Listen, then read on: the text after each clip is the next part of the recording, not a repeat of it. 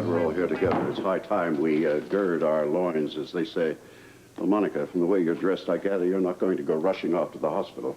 Well, not until noon anyway. I worked late last night. I'm going in. Well, you can be late, Alan. I'm sure your patients can suffer along without you. I have you know my patients are very dependent on me. Yeah, no doubt. But at the moment, we have to map out a new battle plan.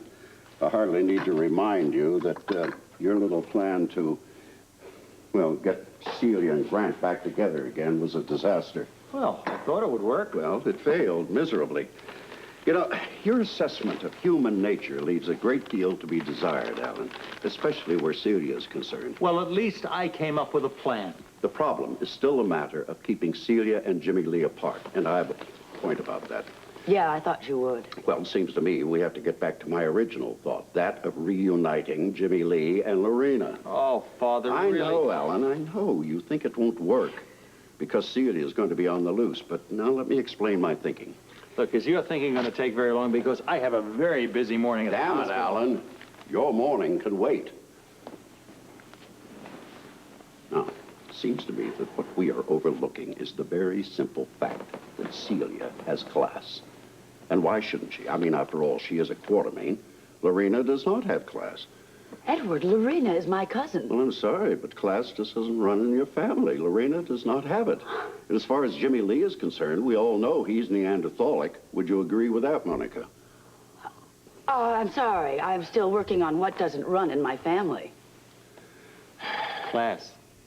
Thank you, Alan. If I may proceed.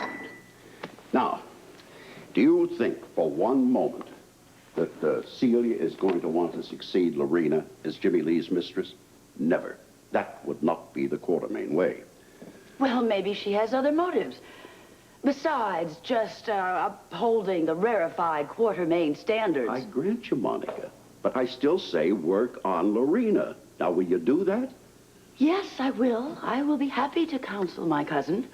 But first, I'm going to sound out Celia. Sound her out about what? How she feels about Jimmy Lee. Yeah, that's a point, Monica. Thank you, Edward. Points run in my family. Sound out Celia, then go to work on Lorena. That's an excellent plan. Well, if this high command strategy session is over, you're going to have to excuse me. You see, Father, I have patients at the hospital who are hanging on my every word. Lila's going to be down for dinner very shortly, so I suggest we get our business out of the way first. What business? I think Edward's referring to whether or not I talked to Celia, which I did. I had a very nice chat with her. It was most productive. Yeah? Productive in what way? In the Quartermain way. I also had a very nice chat with Lorena. She's going to drop the palimony suit. What? Well, well, well, if I have ever heard good news, that is it. This calls for a celebration. Wait, just a moment. Let's not get premature. Monica, can we count on your cousin? She said she was going to drop the suit. Yes, but will she go back to Jimmy Lee? I don't believe you two. I come up with some very good news, and all you want is a guarantee that Jimmy Lee is going to jump into bed with her. Yeah, but Jimmy Lee's still hung up on Celia. Yeah, and Celia has class. And my family doesn't. That's beside the point, Monica. All Lorena has to do is perform in bed. Male chauvinist? Is that all you think women are good for? Don't answer that, Father. Well, what's Celia going to do? Just walk away from Jimmy Lee? She already has. Oh, class will out. Edward, I'm warning you. If you keep putting down my family this Monica, way... we all know that your family has class. I mean, look at you. Thank you, Alan. That was very sweet. You're not only very sweet, you're a very fine doctor. Thank you. And a very good businessman. Yeah, you and Grant Andrews. Tycoons of Port Charles. All right, look, let's not get into that. The issue at hand is keeping Celia and Jimmy Lee apart. I think we ought to go back to my original plan. I think we ought to convince Celia that Grant can keep her in the style to which she has become accustomed. Not a bad thought, Alan. You keep working on that. Oh, and by the way, Monica, as far as my being a male chauvinist is concerned, I have always had a great appreciation for beautiful and successful women. Could I have Dr. Robert Troutman. Sean Donnelly, please. Thank you. That's what I was told yesterday. Look, I insist that you tell me when he's going to return. In a few days? Oh, yes, I would. would you mind just telling him Alan Quartermain called and thought it would be an excellent idea if he phoned me when he came back? An even more excellent idea if he informed me of his whereabouts. Thank you. The nerve of this guy. What? Weren't you listening to the phone call? Why would I listen to your phone call? You always do. No, I don't, Alan. Oh, you do. Look, I'm very busy. Is this argument necessary? Well, Sean Donnelly's gone out of town. Well, good for you. Well, he didn't bother to tell Grant or me he was leaving. Should he? Yes, we're his business partners. So? So what happens if we need to get in touch with him? Do you? No. Well, then what is the big deal, Alan? The big deal is that Grant and me should be informed of his comings and goings. Why? Why? I just told you why. Yeah, you said business, but you don't have any business to talk to him about. That's not the point. What if we did? Alan, I can see that you have a lot on your mind right now. Otherwise, you wouldn't have it all cluttered up with this sort of thing. I do have a great deal on my mind. And there's nothing good going on either. Not having a good day, are we? No, I'm not having a good day. I need some good news, kind of change the pace of everything. Okay, I'll give you some good news. Lorena and Jimmy Lee are back together. That's good news. For good? Well, for now, I think that's good enough, don't you? Well, yeah. Rick? Rick, are you going or are you coming? Just going into surgery. How was yours? Well, no problems. How are you? Well, I'll know when I get out of surgery. No, I meant how are you in general? Lukewarm.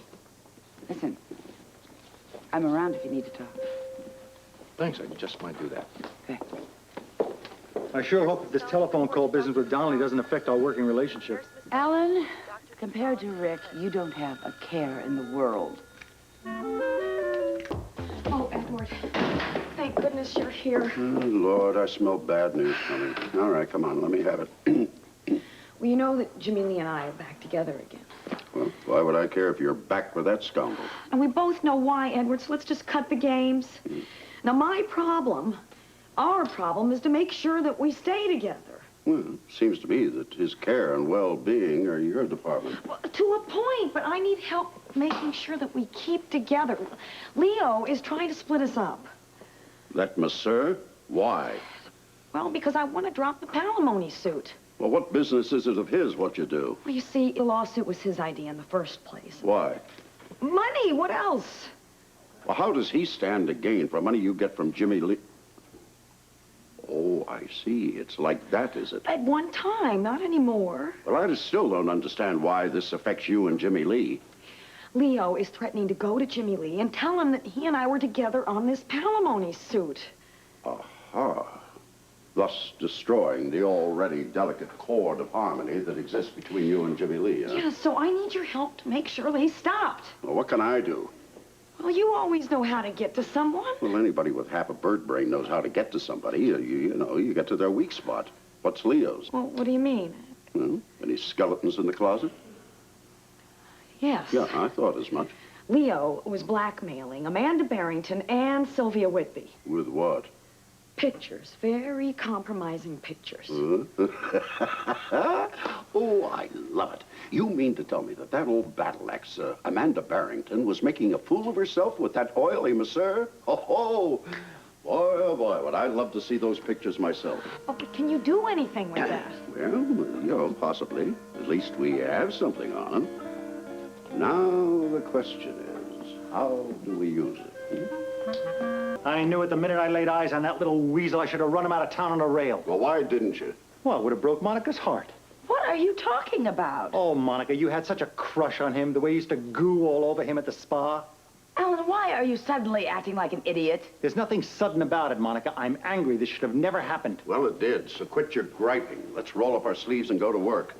All right. What do we do? Oh, boy, the inevitable question followed by the inevitable answer. I have come up with a solution. Well, I hope it isn't complicated. My dear, it is so uncomplicated, I won't even have to explain it.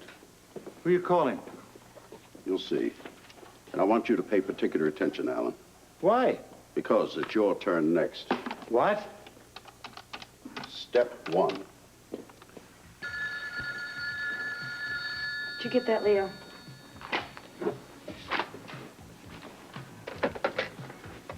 Hello? Is this Leo? Yes, it is. Who's this? Clyde Cloyster, Amanda's brother. What can I do for you? I want you to stay right where you are. I know all about your scheme to blackmail my sister. I'm coming right over there to kill you.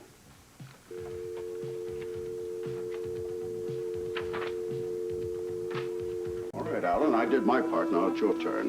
What do you want me to do? You don't have to say that with such dread. I'm just a little leery of your plan, Father, that's all. You're going to do the same thing I did. Play a part. What part? George Whitby, Sylvia's husband.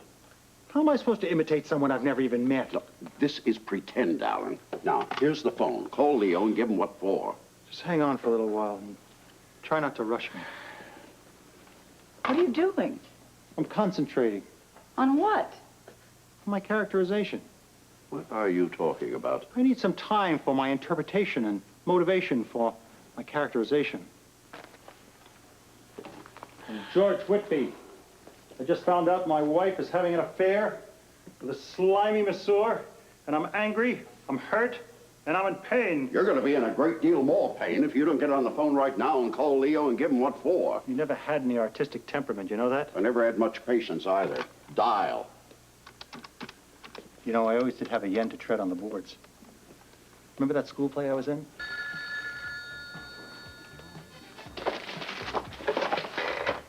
Hello? Hello, who's this? This is Leo. Who's this? This is George Whitby, Sylvia's husband. I can't talk right now. It's a terrible connection. You better not hang up. And I'm advising you, you better get out of town immediately. What'd you say? Listen to me, you. I'd come over and strangle you there with my bare hands, but I've left that for Clyde Cloyster. He's coming after you with a gun. A very large gun.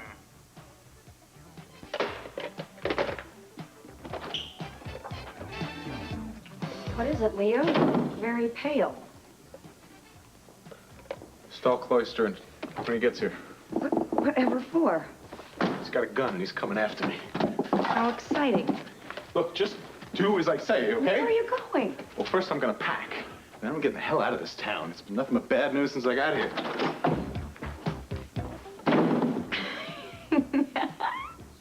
God bless you, Edward Quartermain.